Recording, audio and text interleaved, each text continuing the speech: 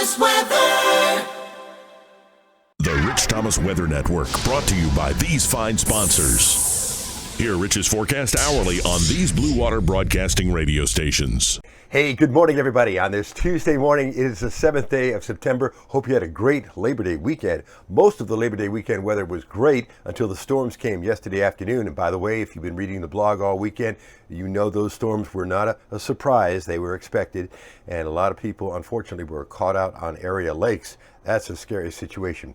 Today, a frontal system will be affecting our weather, and another front is on the way. So it's a tale of two fronts interacting with a tropical system from the Gulf of Mexico. A very complicated story. I'll do my best to dissect for you. Let's get going.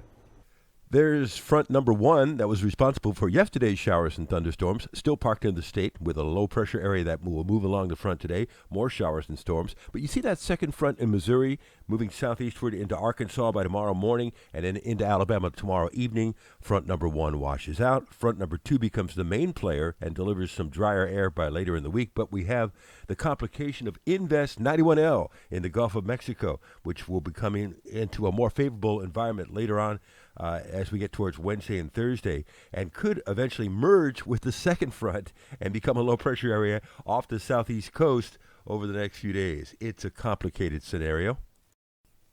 Meanwhile, future radar shows that we start off kind of quiet today, and then showers and thunderstorms become more numerous later on in the afternoon and into the evening hours tonight.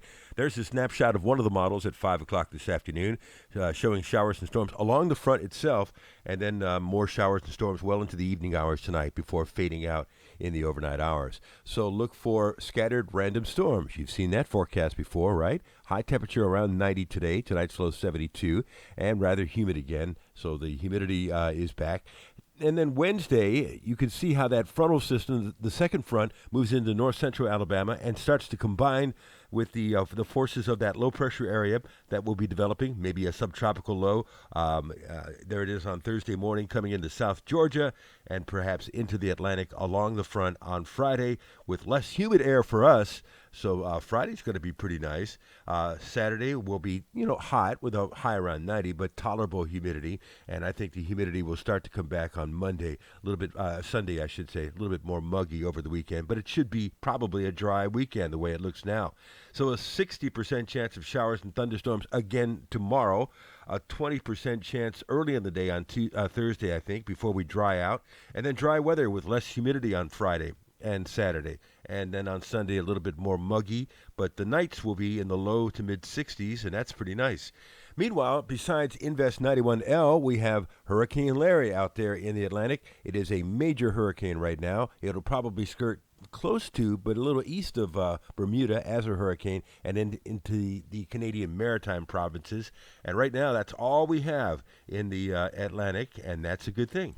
Yesterday, our weather app really came in handy for a lot of folks that were stuck out on the lake during the storms when they came in. They were able to see on future radar, actually where the storms were and where they were going to be, and also where the lightning was, and get to shore safely. Our weather app is free in the App Store. Just search Rich Thomas Weather. It's got a lot of great features. In the summertime, I often tell the story about how rainfall is a neighborhood-by-neighborhood situation. So let's use yesterday's storms as an example. From this location, within a few miles of this location, Prattville had 1.36 inches. Maxwell Air Force Base had 0.67 inches of rain. Northeast Montgomery, just a few miles from here, had 0.71. And at this location, off of Taylor Road, south of the interstate, nothing, 0.00. That's the tale of a summer day here in the Deep South.